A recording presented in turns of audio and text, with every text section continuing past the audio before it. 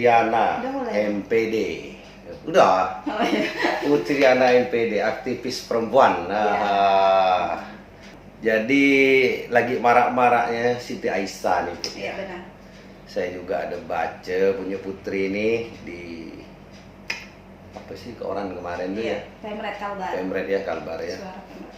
Sebenarnya bagaimana tanggapan sosok pandang Aisyah nih di mata seorang putri ini? Kan milenial nih ya kan. Tentu pandangan kita yang dewasa dengan yang milenial itu tentunya tidak sama lah memandang Siti Aisyah ini seperti itu. Kalau menurut Putri sendiri bagaimana, Bu? Kalau saya karena memang sebagai aktivis perempuan dan memang juga banyak belajar dari keaktifan para perempuan di sekeliling Nabi. Jadi saya menggambarkan sosok Aisyah itu ya sesuai dengan yang ada dalam hadis-hadis dan segala macamnya, bahwa Aisyah itu adalah seorang perempuan yang cerdas, intelektual, salah satu perawi hadis terbanyak, pemberani dan lain sebagainya. Jadi bukan sekedar sosok Aisyah yang dari segi fisiknya saja. Saya mendambakan dan melihat Sayyidah Aisyah itu dari sosok ketokohan Sayyidah Aisyah, secara pemikiran. Iya, secara pemikiran, kontribusinya gitu. Iya, karena memang Aisyah ini dididik langsung oleh Nabi kan, pada waktu itu dari umur 9 tahun dia menikah. Ini kan dididik langsung. Iya. Nah, Siti Aisyah nih ibunya apa sih? Dijuluki apa sih dia? Ummul Mukminin ya. Itu kan luar biasa. Memang dia salah satu istri Nabi yang begitu cerdas kan daripada yang lain kan. Iya. Karena setiap istri Nabi ini punya kelebihan masing-masing. Iya, punya kelebihan masing-masing. Kalau Sayyidah Khadijah itu kan wanita karir sukses di zaman perempuan karir sukses, pembisnis, kaya raya sampai melarat. Iya. Sampai melarat dia sama Kanjeng Nabi ini. Iya. Bahkan maksudnya dalam menyebarkan dakwahnya. Artinya harta dia memang digunakan untuk menyebarkan agama Islam gitu kan. Bahkan kata Siti Khadijah, kalau bisa tulang-tulang itu pun ambil buat jembatan kalau memang diperlukan seperti itu. Saking anunya. Nah, akhir-akhir ini kan marah nih Sayyidah Aisyah nih ketika ada lagu yang berjudul Aisyah Istri Rasulullah Istri Rasulullah. Nah, siapa penciptanya lagi simpang siur nih sampai hari ini. Bahkan yang nyanyikan Sabian yang cover jauh lebih tinggi lagi dari penyanyi utama aslinya kan gitu. Dan lagu ini memang lagu yang paling fenomenal lah ya, karena ada berapa 7 apa 8 yang trending semua. Iya, maksudnya di YouTube ini. Iya, lagi viral-viralnya semua, lagi banyak yang mengcover. Iya.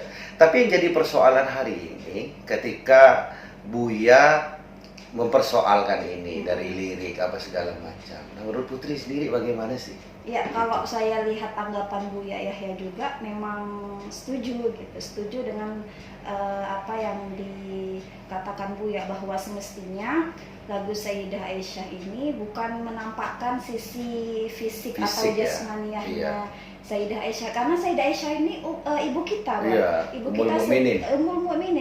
ibu kita sebagai umat Islam. Kalau misalnya kita seperti yang dikatakan Ustadz Abu Samad juga, kalau misalnya kita ditanya bagaimana ibu kita, masa kita menceritakan ibu kita dari sisi fisiknya, bukan dari sisi tauladannya gitu. Misalnya kita ditanya bagaimana ibumu, ibu saya itu pipinya merah, kemudian romantis dan segala macam, itu kan nggak beradab namanya Bang. Tapi kalau misalnya kita menceritakan ibu kita itu cerdas, banyak membantu Nabi dan segala macamnya, itu kan apa ya, kita akan menganggap bahwa ibu kita ya memang orang-orang yang luar hebat, biasa, gitu.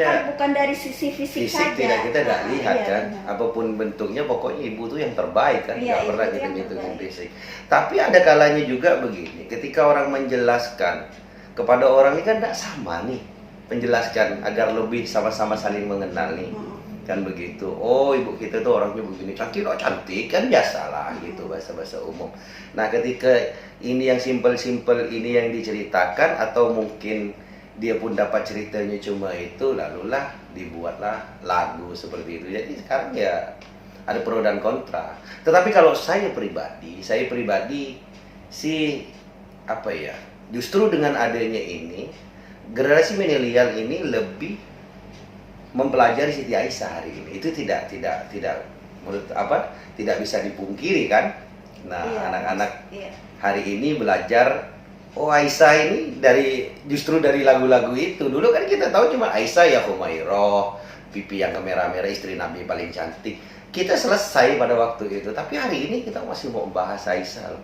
Termasuk Putri sendiri hari ini sampai di sini ya kita bahas tentang Aisyah. Karena Aisyah menarik hari ini. Iya, maksudnya karena ada pro kontra, akhirnya sosok Sayyidah Aisyah itu banyak dibicarakan oleh berbagai kalangan.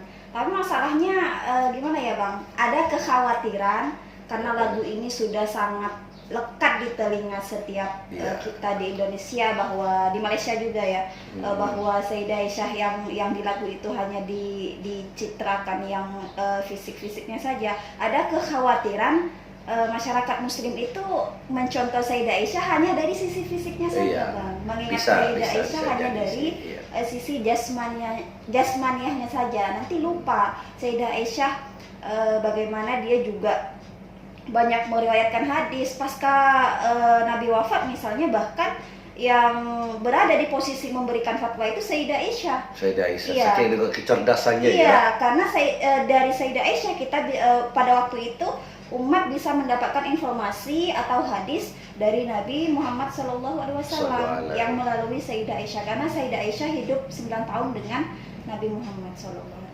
Ya lah, pada umur 18 ya ditinggalkan Nabi kan. Ditinggalkan Nabi. Kalau hari ini generasi milenial kan seharusnya, apalagi yang muslim nih kan, pemikiran-pemikiran dia yang sampai hari ini yang bisa kita menjadikan tauladan yang sangat erat sekali untuk generasi milenial, apa sih kira-kira? Kalau kita mau mencontoh dari sesosok Sayyidah Aisyah ya keaktifan beliau. Sekarang ini kan narasi keagamaan seakan-akan perempuan itu hanya di rumah mengurus suami, masak, dan lain sebagainya. Maksudnya perempuan soleha itu seakan-akan itu pasif, Bang, pasif, kaku gitu ya, selalu di rumah. Sementara yang dicontohkan dalam agama Islam dari perempuan-perempuan di sekeliling Nabi itu tidak demikian. Aktif malah. Aktif, sangat aktif. Bagaimana berdakwah, perang, perang dan lain sebagainya. Kita tidak bisa memungkiri bahwa Sayyidah Aisyah pernah memimpin perang yang namanya perang Jamal melawan Ali bin Abi Thalib. Gitu dan lain sebagainya. Bahkan kalau Fatimah Mernissi menceritakan di bukunya yang sudah diterjemahkan ke dalam bahasa Indonesia dengan judul Wanita di Dalam Islam itu, bahkan Sayyidah Aisyah itu membangun markasnya di Basrah untuk mencari dukungan kepada masyarakat di sana melalui wawancara pribadi, melalui pidato di masjid-masjid dan lain sebagainya. Artinya pada waktu itu perempuan ini justru lebih aktif kan? Sangat aktif, iya. Kalau di sekarang ini justru lebih mundur kalau kelihatannya. Perempuan tadi dianggap masih dan seperti Putri katakan kan ketakwaannya kayaknya gimana. Padahal zaman dulu Nabi memberikan keluasan kan? Terhadap wanita. Iya. Bahkan bukan hanya Sayyidah Aisyah saja, kalau kita mau mencontohkan yang lain, misalnya Sayyidah Khadijah yang seperti kita katakan tadi itu pembisnis yang sukses, wanita karir sukses di zamannya, saudagar dia, kaya raya. Iya benar, bahkan yang membiayai Rasul berdagang itu ya Sayyidah Khadijah. Karena Sayyidah Khadijah melihat bahwa Rasul ini sangat jujur, baik dan lain sebagainya, akhirnya tertarik dengan Nabi Muhammad SAW dan melamar Nabi karena dari kejujuran Nabi gitu. Atau misalnya putri Rasul yang namanya Fatimah Az-Zahra, beliau orang yang tegas dan juga cerdas gitu, Bang. Jadi sebenarnya kita mesti menarasikan ulang tentang perempuan soleha sebenarnya. Jadi perempuan soleha itu bukan yang kaku, bukan yang hanya diam di rumah, bukan yang hanya pandai masak di dapur, tapi lebih daripada itu. Gitu. Aktif ya. Aktif. Terpenting ya kan nggak ada pengekangan, tapi ya juga ada pembatasan juga sih sampai hari ini juga. Kan? Iya, seakan-akan memang tafsir agama kita menempatkan perempuan itu ya di sisi domestik atau di rumah tangga saja, sementara publik diserahkan kepada laki-laki. Padahal di zaman Nabi enggak, perempuan juga turut aktif dan Nabi memberikan kesempatan itu. Iyalah, perang juga ikut kan semuanya. Artinya macam apa ya yang kita tahu itu nggak ada lah batasan-batasan yang kita lihat. Pokoknya asal dia mampu, ayo oke jalan Iya. pada waktu itu kan. Justru sekarang kita melihat ini agak sedikit lemah. Iya. Kan perempuan ya tadi yang kita katakan ada diskriminasi ya. Iya, Kalau yang diskriminasi. bagian ini urusan laki-laki, perempuan Iya. dikit-dikit aja padahal sama pada kanjeng Nabi pada waktu itu tidak ada Iya. membedakan hal yang bagaimana kan. Iya, bahkan misalnya sampai sekarang itu ada misalnya kampanye yang misalnya perempuan mau jadi pemimpin lalu ditolak gitu. Iya, itu banyak. Perempuan tidak bisa jadi pemimpin. Iya. Gitu. Padahal itu ya orang NU sendiri kan menentang hal Iya. itu. Kalau NU udah ada persoalan. Iya. Ya kita nggak tahu kalau di luar NU ya. Iya. Kalau macam saya pribadi di NU nggak ada masalah dia mau perempuan mau siapa asal dia Asalkan mampu, punya kemampuan. asal punya kemampuan, sehat jasmani dan rohani, boleh saja. Iya. Akhirnya Jawa Timur juga perempuan Iya, kan, Bu dan- Hovifah kan, iya, NU, benar. Muslimat NU dia. Iya. Ini kan ya mudah-mudahan pemikiran-pemikiran kita kembali lagi ke Aisyah ya. Iya. Mudah-mudahan pemikiran-pemikiran dia ini bisa melekat di kaum milenial, terutama yang perempuan, bahwa kebebasan berpikir, bergerak, ini kan tidak ada persoalan. Iya. Maksudnya jangan sampai karena lagu ini lalu kita membayangkan sosok Sayyidah Aisyah itu yaitu hanya dari segi itu saja. Kalau dari lagunya itu kan mulia, cantik, berseri gitu Iya. kan. Tapi juga Sayyidah Aisyah adalah sosok yang sangat aktif. Iya. Jangan lupakan Sayyidahnya ya. Karena beliau ini ibu kita Ummul Mukminin juga. Iya. Jadi jangan sekedar menyebut Aisyah gitu ya. Iya, itu yang mesti harus diberitahukan kepada teman-teman semua ya. Iya. Mungkin generasi milenial yang kurang memahami, ya kita sama-sama belajar dan sharing. Bahwa sebenarnya saya bilang tadi dari awal, kita berterima kasih saja karena hal-hal begini. Tentu semuanya, tapi ada lagu-lagu juga yang sudah diperbaiki. Iya Jadi benar. yang baru nih Iya, kan. pasca Buya itu menyampaikan sebaiknya kalau misalnya ada yang mau menyanyikan lagi atau mengcovernya lagi, kata Buya dirubah liriknya. Setelah Wah, itu ada ada sesuai saya. dengan arahan Buya. Dan Ya termasuk saya yang upload juga sih, saya suka aja. Yang pertama, ya karena pertama ya memang- tidak terfikirkan ya. Iya, kita Iya. tidak berpikirkan bagaimana ya, Ah. karena saya pikir pun udahlah, mungkin ya kejelian orang-orang kita juga lah dalam hal ini. Ya mungkin ada kekhawatiran seperti yang Mbak Putri bilang tadi kan, hanya takutnya kita melihat Siti Aisyah ini hanya dari sisi fisiknya. Iya. Sementara yang lebih banyak ada kan dari sisi pemikirannya, Iya, keilmuannya, keilmuan, kepintarannya. Kan? kepintarannya. Istri Nabi paling cerdas kita katakan Iya, seperti itu. aktivitasnya, benar. Ini kan sangat luar biasa. Ini pesan untuk generasi milenial nih, untuk menyikapi hal-hal yang seperti ini. Apa kira-kira?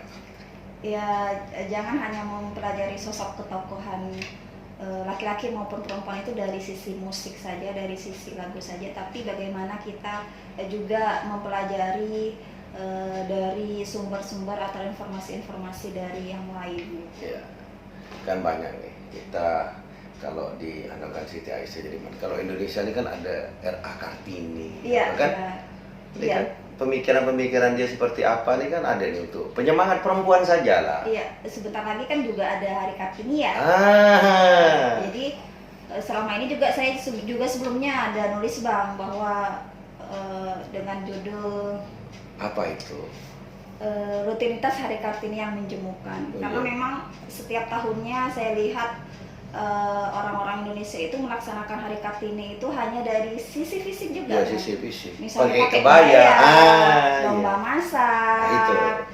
lomba busana. Padahal kan pesan inspiratif dari R.A. Kartini itu bukan itu. Bukan itu. Emansipasinya, Emansipasi. bagaimana membebaskan diri dari ruang-ruang yang sangat patriarki, yang sangat mensubordinasi perempuan. Iya. Tapi kan toh hari ini kan justru malah dibawa ya tadi dibilang secara fisik lomba memasak, pakai Nah. baju kebaya. Kan ini yang terjadi. Iya. Padahal yang terpenting itu adalah emansipasi yang dia gelorakan ini Iya, kan yang benar. seperti Iya, apa. jangan kan sampai gitu. terlupakan. Nah, itu yang paling penting nih. Bentar lagi loh Kartini. Iya, tanggal 21 April. Udah bulan puasa kali belum ya? Belum. Belum. Belum. 2 hari Hampir. menjelang puasa. Iya, hampir sih. Itu enggak masak-masak lah tuh berarti. Iya. Kalau menjelang puasa, tapi tahun ini sih agak sepi lah. Iya, Kartini. corona juga. Corona. Iya, benar. Corona. Sampai bawang corona? Belum. Ya, alhamdulillah, mudah-mudahan enggak lah ya. Amin. Mudah-mudahan orang-orang kita ini kooperatif. Kan masalahnya banyak yang enggak kooperatif nih. Suruh Iya. di rumah keliaran. Iya, benar. Jalan. Suruh pakai masker enggak mau. Ini kan persoalan berani. Iya. Padahal bahaya corona ini sangat luar biasa. Ya, mudah-mudahan lah Mbak Putri ada kita ini aktivitas selain Mbak Putri apa aja lah sekarang? Saya di pekerja sosial sih Bang di Kuburaya. Sosial ya, Di Kuburaya. Kuburaya di bagian program keluarga harapan. Iya. Sebelumnya Kuburayanya aktivis perempuan sedikit sekali sepertinya. Ya beberapa lah Bang. Ada ya. Iya. Mudah-mudahan lah ada regenerasi lagi Amin, kan. iya. Yang paling penting nggak boleh sendiri. Kita honor di Kemensosnya sebenarnya. Kemensosnya. Di dinas sosial itu kita semacam diberi naungan di situ Iya. gitu. Karena kepanjangan ke kabupaten itu kan dinas sosial. Iya. Yang paling menarik menurut Putri dari Aisyah, Siti Aisyah ini apa Bu? Yang menjadikan inspiratif kita ini kan ada nih kadang-kadang. Berani, cerdas, gitu. Itu ya. Sangat luar biasa. Dengan adanya ini kita kan banyak belajar jadinya. Iya. Mudah-mudahan ya teman-teman semua ini kan bisa memfilter informasi yang masuk ini. Kita harus juga belajar sejarah nih kan yang benar kepada orang yang benar. Kan banyak sekarang orang belajar main setebak ya Bun. Iya, maksudnya sekadar misalnya Iya. di Google. Ini kalau ininya kata orang itu kalau dalam segi keilmuan itu di sini sanatnya tak jelas. Iya. Sanatnya. Caranya Google. Sanatnya Google. Kan padahal kalau kita ngaji kepada kiai kan jelas nih. Iya. Sanatnya ini gurunya. Ini berguru kepada ini. Nah, selanjutnya dia lah yang melanjutkan. Ada yang bertanggung jawab atas keilmuan yang kita terima. Maka kalau saya sendiri itu ya jarang sih ngaji di Google itu. Karena ya pesan untuk generasi milenial.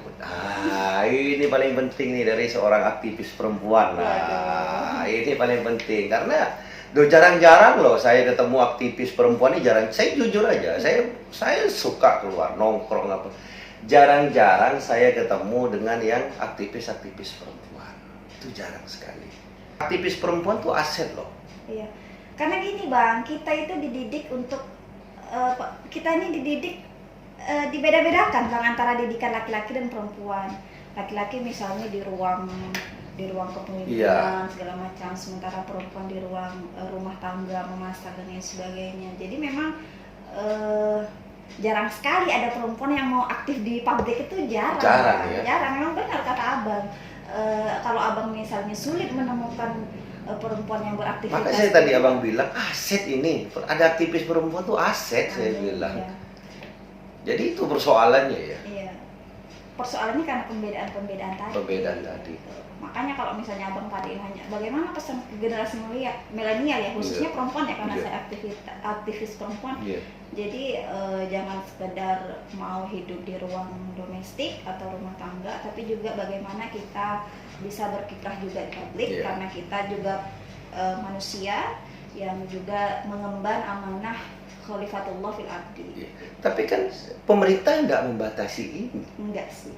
Apa karena mindset kita sendiri perempuan mindset itu? Kita yang mindset perempuan ya. Iya. Artinya cenderung minder kali ya, minder. Iya. Artinya negara atau pemerintah tidak membatasi. Oh kamu perempuan nggak bisa, kan tidak? Iya. Tapi di masyarakat itu loh Bang.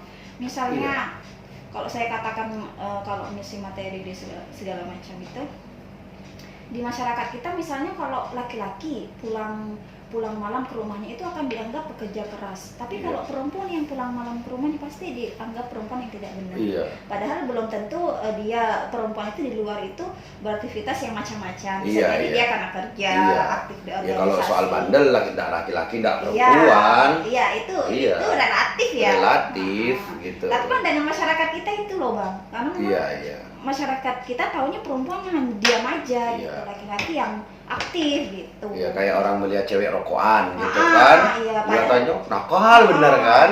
Padahal rokok sama-sama nggak sehat kan. Sama, laki-laki perempuan sama aja.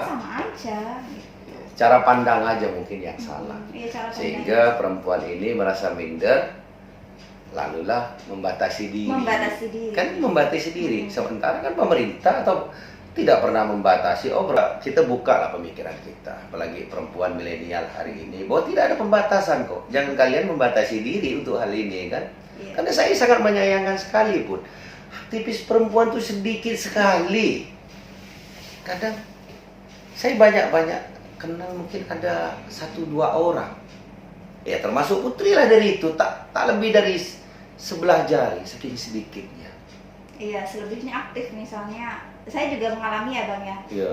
Karena dulu saya juga di organisasi, teman-teman itu ya hanya 1-2 orang yang mau aktif di ruang-ruang ini gitu. Iya. Selebihnya aktif tapi memang sekedar ikut-ikutan saja. Iya.